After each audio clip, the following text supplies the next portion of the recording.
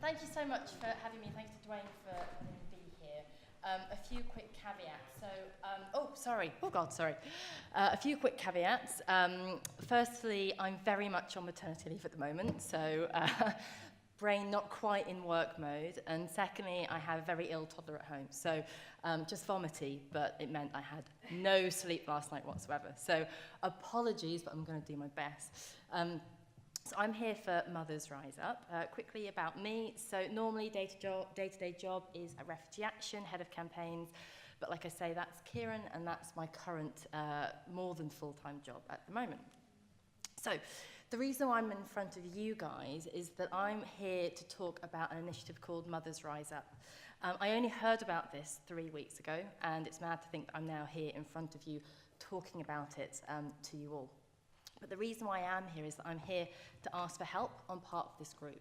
I was so inspired by what they're trying to do, by what they are achieving, but also inspired by the fact that literally everything I'm going to tell you about is run by 10 women who are doctors, nurses, artists, teachers. They are doing all of this, after between feedings, in between night feeds and outside of work hours. It's amazing what they're doing, but this movement is growing and could be doing even more with more help. So Mothers Rise Up started in November 2018.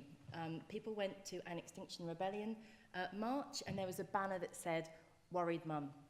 And other women came and started speaking to those women underneath the banner, and they found out that they all had a lot in common. They were terrified by the climate crisis, and they were very inspired by the youth climate strikers. And at the moment they felt helpless, but they wanted to do something to show that support, and they didn't think it was right that young people have to clean up the mess of previous generations. And out of that, Mothers Rise Up was born. So yes, it is a group that is run by mothers, but they welcome anyone who's moved by the love of a child, by the love of the planet, to get involved in what they're doing. This is quickly what they're calling for. But ultimately what they really want to do is to support the climate strikers and to be part of the green wave that is calling for serious radical action on climate change, and they want to use their voice to do that.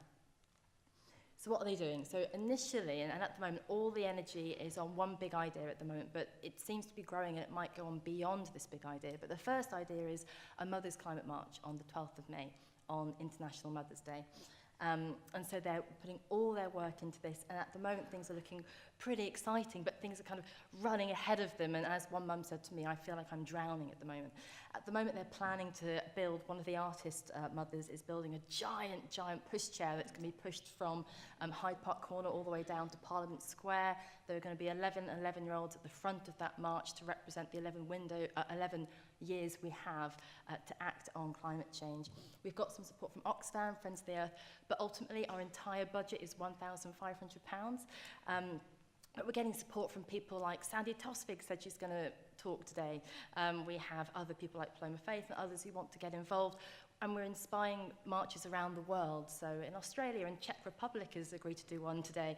And also across the UK, people are seeing this on social media and just want to do something. There's going to be a march in Leeds, there's going to be a march in Taunton. So it's growing and growing. And also we're trying to develop an action for those who can't physically go out onto a march that day. So you can see this, those hands there. We're trying to get people to get their child, their niece, a friend, to paint their hand and then to touch your hand, and that will show support with Mothers Rise Up. So that's what we're hoping to do, but like I say, we need help. That's why I'm here.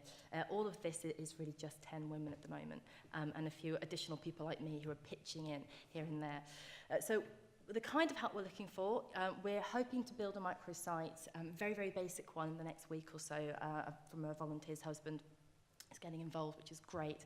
But we know we're going to have to maintain that, and ideally we'd like to develop it, but at the moment we're not quite sure how we're going to do that. We really love the hand action, but we think that could work really well on digital, but we'd love to have some support to help that really grow.